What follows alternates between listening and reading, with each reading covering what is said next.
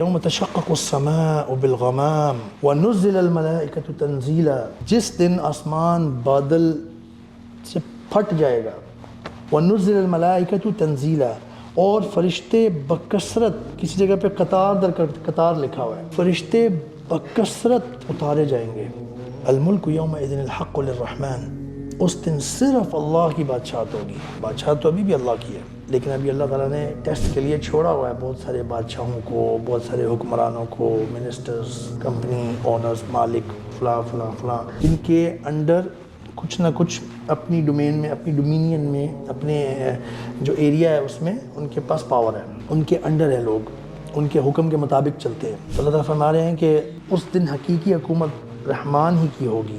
وَكَانَ يَوْمًا عَلَى الْكَافِرِينَ عَسِيرًا، اور وہ دن کافروں کے لیے بہت مشکل ہوگا، بہت سخت ہوگا۔ پھر بات آتی ہے وہ والی کمپنی والی، اب بات آنے والی ہے، غور سے سنیں۔ وَيَوْمَ يَعَضُّ الظَّالِمُ عَلَى يَدَيْهِ، اس دن ظالم، ظلم کا مطلب عربی میں ہوتا ہے ناانصافی، ناانصافی کرنے والا، ظالم، یا ان جنرل آپ کہہ سکتے ہیں جو ناکام ہو گیا ہے، ٹھیک ہے۔ یعض الظالم علی یدیہ، وہ اپنے ہاتھ چبائے گا، ہاتھ چبا رہا ہوگا اپنا۔ ہاتھ بندہ کب چباتا ہے؟ جب وہ بالکل بہت برا پریشان ہے، اس کو کچھ سمجھ نہیں آ رہی۔ دنیا میں شاید وہ بہت بڑا پتہ نہیں کوئی پروفیسر تھا یا عاقل بالغ بنا پھرتا تھا، اللہ نے بتا دی یہ حقیقت، حقیقی خبر ہے فیوچر کی۔ اس دن ظالم اپنے ہاتھ چبا رہا ہوگا اور کہے گا، یقول یا لیتنی اتخذت مع الرسول سبیلا، ہائے میری شامت، وہ کہے گا ہائے کاش، ہائے کاش میں بھی رسول کے ساتھ راہ پہ چلتا۔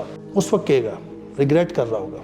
آگے کہے گا، اللہ تعالیٰ نے کوٹ کیا ایک طرح سے، پوری منظر کشی کی ہے، کہے گا یا ویلتا لیتنی، یا ویلتا لیتنی، ہائے میری شامت، ہائے میری شامت، لیتنی کاش لم اتخذ فلانا خلیلا، کاش میں نے اس کو دوست نہ بنایا ہوتا، فلاں شخص کو دوست نہ بنایا ہوتا، ہائے میری شامت، کاش میں نے فلاں شخص کو دوست نہ بنایا ہوتا۔ پھر کہے گا لقد اضلنی عن الذکر بعد اذ جاءنی، یقیناً اسی نے تو نصیحت آ جانے کے بعد مجھے بہکا دیا، مجھے بھٹکا دیا، اس کو بلیم کر رہا ہوگا۔ اس کے بعد کہ ذکر یعنی نصیحت مجھ تک پہنچ گئی تھی۔ کئی دفعہ انسان شاید اپنے آپ کو اتنی گمراہی میں نہ ڈال رہا ہو، شاید تھوڑا کم ہی گمراہ ہو، نیکیاں بھی کر رہا ہو گمراہی، لیکن کئی ایسی بیڈ کمپنی میں لگ جاتا ہے، یو کین امیجن، ڈرگز، نشہ، لڑکیوں کے چکر، پتہ نہیں کیا کیا، چاہے وہ ٹائم ضائع کرنے والی ہو، چاہے وہ فضول باتیں کرنے والی ہو، غلط باتیں کرنے والی ہو، چاہے وہ دیکھیں گیم کھیلنا یا کوئی سپورٹس کرنا از ناٹ بیڈ، لیکن حد سے زیادہ باقی چیزیں کمپرومائز ہو رہی ہوں کرنا، اٹس ٹوٹلی بیڈ، نہ صرف اس دنیا کے لیے بلکہ آخرت کے لیے بھی۔ ایک مسلمان وقت ضائع نہیں کر سکتا، مسلمان کے لیے اتنا کچھ کرنے کے لیے ہے۔ مسلمان کمرہ امتحان میں بیٹھا ہوا ہے، مسلمان کو بتایا گیا ہے in examination hall you can not waste time. اللہ ہمیں ایسی توفیق عطا فرمائے کہ ہم یہ ریئلائز کرتے رہیں، کچھ نہ کچھ کام کا فائدے کا کرتے رہنا چاہیے، چاہے وہ ریلیکسڈ مینر میں ہو، ٹھیک ہے۔ انٹرٹینمنٹ میں بھی آپ اللہ کا ذکر کر سکتے ہیں، اللہ کو خوش کر سکتے ہیں، اچھے لوگوں کے ساتھ کسی سیر پہ جائیں اور اللہ کا ذکر کریں اور کوئی اچھی بات کریں، اللہ کی تعریف کریں۔